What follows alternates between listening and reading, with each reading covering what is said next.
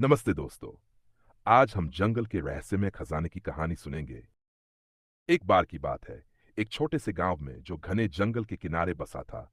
चार दोस्त रहते थे। अनु, रवि, मीरा और छोटू। ये चारों दोस्त हमेशा एक साथ खेलते, हंसते और नई नई साहसिक योजनाएं बनाते।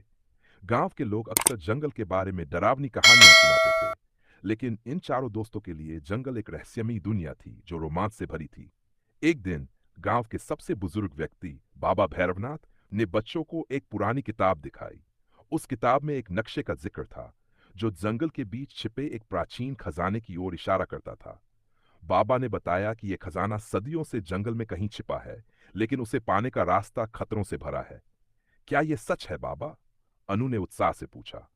हाँ मेरी बच्ची, बाबा ने मुस्कुराते हुए कहा, लेकिन खजाने तक पहुंचने के लिए साहस, बुद्धि और दोस्ती की जरूरत होगी। बस यहीं से शुरू हुई हमारी बच्चों की कहानी। चारों दोस्तों ने फैसला किया कि वे इस खजाने को ढूंढने जंगल में जाएंगे। अगली सुबह सूरज उगने से पहले वे अपने छोटे छोटे बैग में रोटी, पानी की बोतल और एक मशाल लेकर जंगल की ओर निकल पड़े।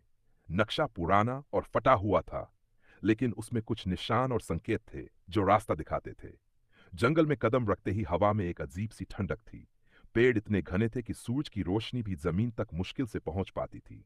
रवि, जो सबसे नन्हा लेकिन सबसे नटखट था, ने कहा, यह जंगल तो जादुई लगता है।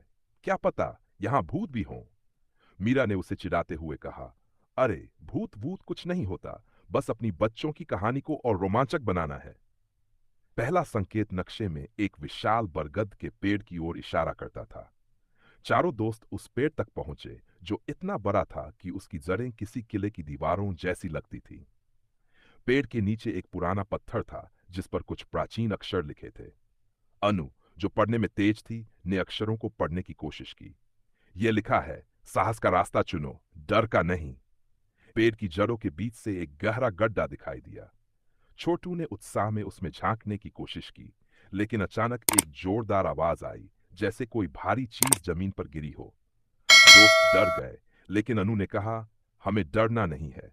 यह हमारी बच्चों की कहानी का पहला इम्तिहान है। वे गड्ढे में उतरे। अंदर एक लंबी अंधेरी सुरंग थी। मशाल की रोशनी में दीवारों पर चमकते हुए चित्र दिख रहे थे, जादुई जानवरों, उड़ते हुए पक्षियों और एक सुनहरे खजाने की तस्वीरें। सुरंग के अंत में एक बड़ा सा दरवाजा था जिस पर एक पहेली लिखी थी, मैं हूं वह जो रात में चमकता, दिन में छिप जाता, मेरे बिना नक्शा अधूरा, मुझे ढूंढो तो खजाना पूरा। चारों दोस्त सोच में पड़ गए। ये क्या हो सकता है? मीरा ने कहा। रवि ने अचानक चिल्लाकर कहा, तारा!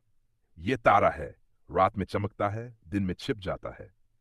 सबने उसकी बात मानी और दरवाजे पर एक तारे के आकार का छेद ढूंढा। छोटू ने अपनी जेब से एक चमकता हुआ पत्थर निकाला जो उसने रास्ते में पाया था। उसने उसे छेद में फिट किया और दरवाजा खुल गया। दरवाजे के पीछे एक विशाल गुफा थी जिसके बीच में एक सुनहरा संदूक चमक रहा था।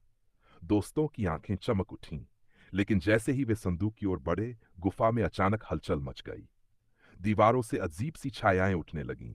ये छायाएं जादुई प्राणियों की तरह लग रही थी जो खजाने की रक्षा कर रही थीं। यह क्या है? छोटू डरते हुए बोला। शांत रहो, अनु ने कहा। हमें अपनी बच्चों की कहानी में साहस दिखाना होगा।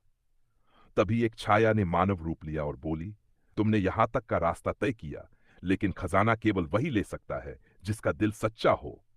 उसने एक सवाल पूछा, तुम खजाने का क्या करोगे? चारों दोस्त एक दूसरे की ओर देखने लगे। मीरा ने कहा, हम ये खजाना गांव वालों के लिए इस्तेमाल करेंगे, स्कूल बनाएंगे, गरीबों की मदद करेंगे। बाकी दोस्तों ने भी सहमति जताई। छाया मुस्कुराई और गायब हो गई। संदूक अपने आप खुल गया। अंदर सोने चांदी के सिक्के, हीरे जवाहरात और एक प्राचीन किताब थी। किताब में लिखा था कि असली खजाना दोस्ती और साहस है। चारों दोस्तों ने खजाना गांव लाकर बाबा भैरवनाथ को सौंप दिया। गांव में स्कूल बना, बच्चों के लिए खेल का मैदान बना और सभी खुशहाल हो गए।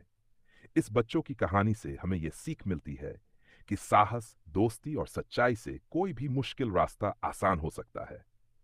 चारों दोस्त आज भी गांव में अपनी इस रोमांचक यात्रा की कहानी सुनाते हैं और बच्चे उनकी बच्चों की कहानी सुनकर रोमांचित हो जाते हैं। ऐसी ही नई नई कहानी सुनने के लिए हमारे चैनल एसपी वॉइस नाथपुरा को सब्सक्राइब करें।